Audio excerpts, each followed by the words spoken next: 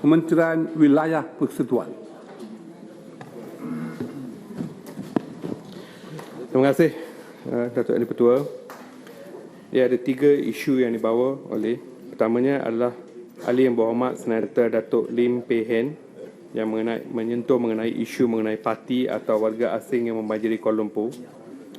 Dan isu yang kedua adalah Ahli Yang Berhormat Senator Puan Lim Hui Ying menyentuh isu kesejahteraan hidup wanita dan kanak-kanak yang berpendapatan rendah. Dan isu yang ketiganya dibawa oleh Ahli Yang Berhormat Senator Datuk Seri Vel Pari, anak lelaki Tun Samuelu, yang menyentuh mengenai isu gangguan bekalan air di Kuala Lumpur baru-baru ini.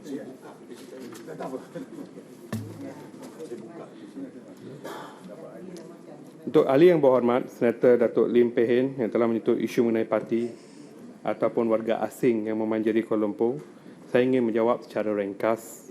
Pertama sekali, penguatkuasaannya adalah dilaksanakan oleh Dewan Bandaraya Kuala Lumpur. Pada tahun 2019, sebanyak 5,745 tindakan sitaan terlaksanakan, manakala pada tahun 2020 sehingga bulan Julai, 1,375 tindakan sitaan terlaksanakan. Yang keduanya, di BKL juga dengan beberapa agensi-agensi yang berkaitan telah melaksanakan operasi tegas, iaitu tindakan bersepadu pelbagai agensi di Kuala Lumpur melibatkan PDRM, APM, Jabatan Immigration dan juga. Sehingga 2020 Julai, 3 operasi telah dilaksanakan dan 92 tindakan sitaan telah diambil. Yang ketiganya adalah penguatkuasaan Jabatan Immigration di sekitar kawasan Pasar Borong Kuala Lumpur. Sehingga 12 hari bulan Mei, 7,551 orang warga asing telah diperiksa dan di antaranya seramai 1,125 orang warga asing telah pun ditangkap. Dan yang keempat adalah memastikan warga negara Malaysia sahaja yang bekerja di Pasar Borong. Sehingga 25 hari bulan Ogos 2020, kita ada seramai 448 pelesen dan 1,930 pekerja rakyat ataupun warga negara Malaysia.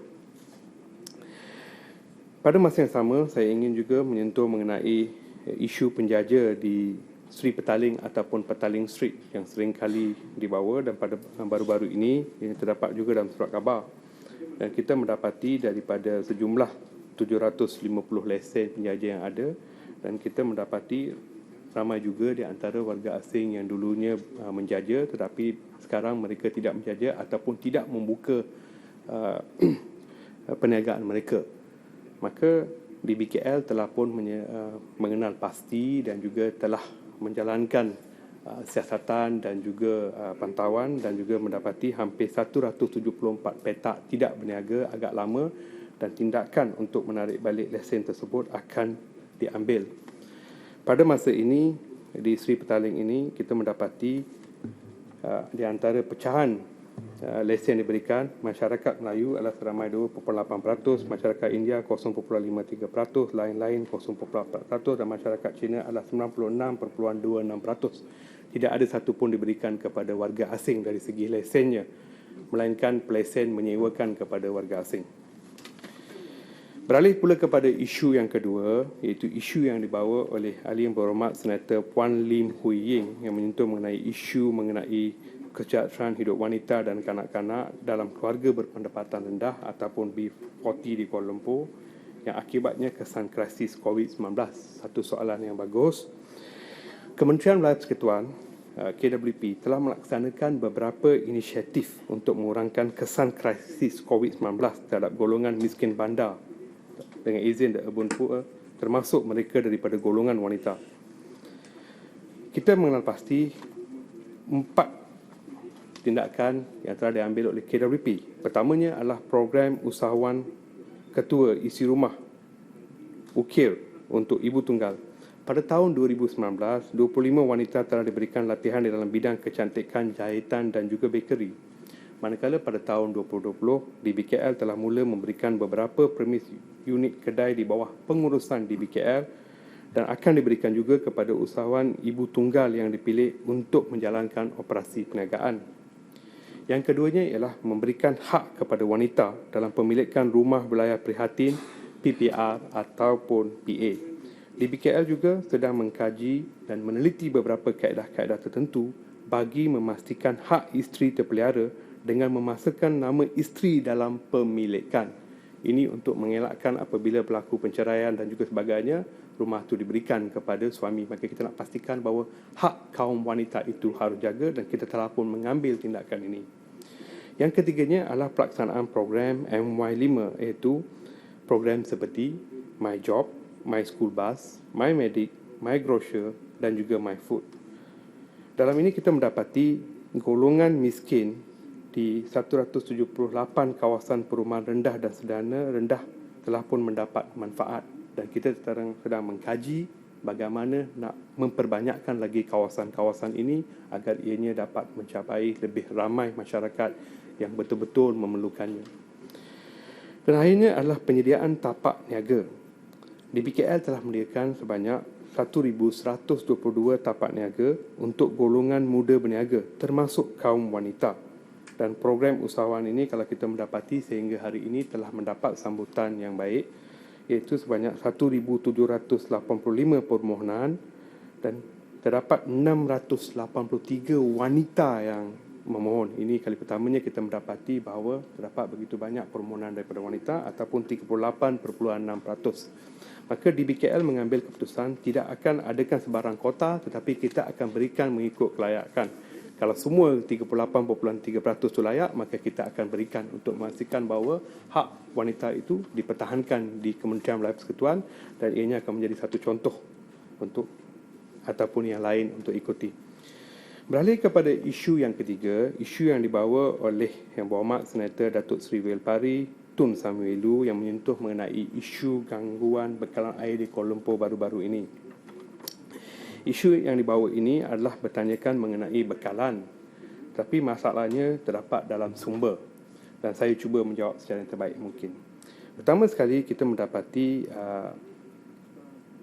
di Selangor, di mana menjadi punca kita mendapatkan sumber, iaitu di Sungai Gong di Rawang, disebabkan pencemaran, maka terdapat gangguan. Maka kita telah merangka strategi jangka panjang.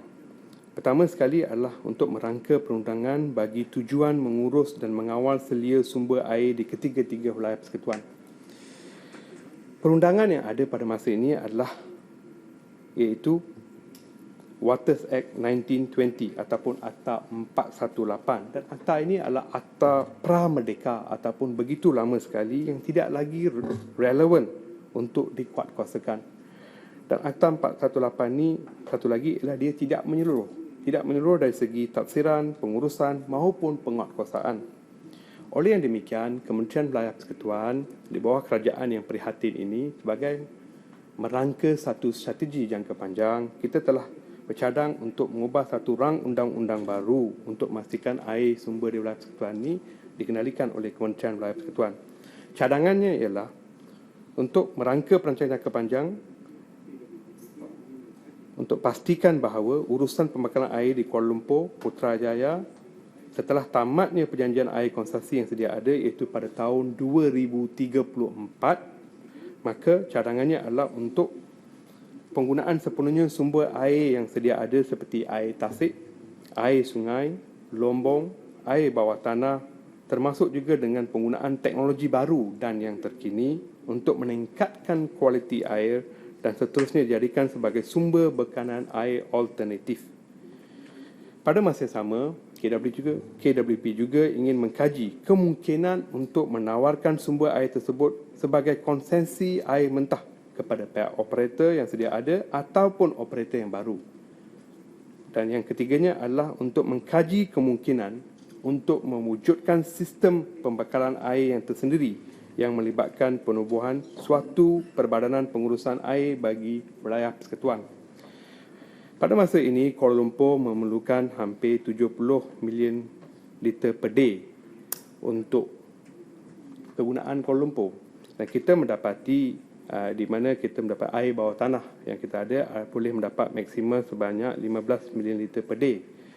Dan apabila kita mengkaji semua dan sebagainya, kita mendapati walaupun kita membuat segala usaha-usaha ini, tapi dengan pertambahan penggunaan air di Kuala Lumpur, maka mustahil untuk inisiatif yang baru ini saja untuk memenuhi semua keperluan, maka konsesi yang sedia ada dan juga sebagainya daripada Air Selangor akan terus kita pantau dan kita akan gunakan pada masa yang sama untuk mengelakkan dari berlakunya pemotongan 100% di Kuala Lumpur. Maka inisiatif ini akan membantu untuk memastikan kita mempunyai satu backup plan ataupun satu sumber baru yang boleh digunakan juga.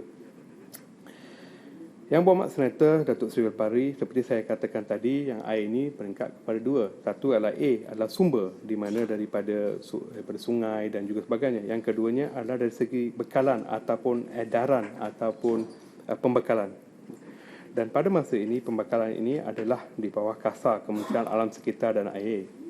Dan juga di Kuala Lumpur ni kita ada perjanjian konsesi dengan 3 pihak.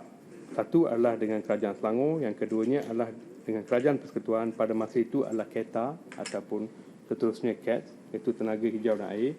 Dan ketiganya adalah konsesi ataupun operator seperti Syabas, dan di mana perjanjian adalah pada tahun 2005 dan ianya telah diperbarui dengan Air Selangor 2018, maka daripada 2005 hingga ke 2034 selama 30 tahun. Maka itu adalah rancangan yang Kementerian Persekutuan telah ambil di bawah kerajaan prihatin ini untuk strategi untuk menyelesaikan masalah air jangka panjang. Saya rasa itu saja daripada saya, Datuk Seri Yang Di-Pertua, bagi pihak Kementerian Persekutuan. Sekian, terima kasih. Terima kasih Yang Berhormat Datuk Seri Dr. Santara Kumar yang mewakili Menteri Wilayah Selatan. Jadi jawapan yang padat dan pernas, ya. Dan sekarang saya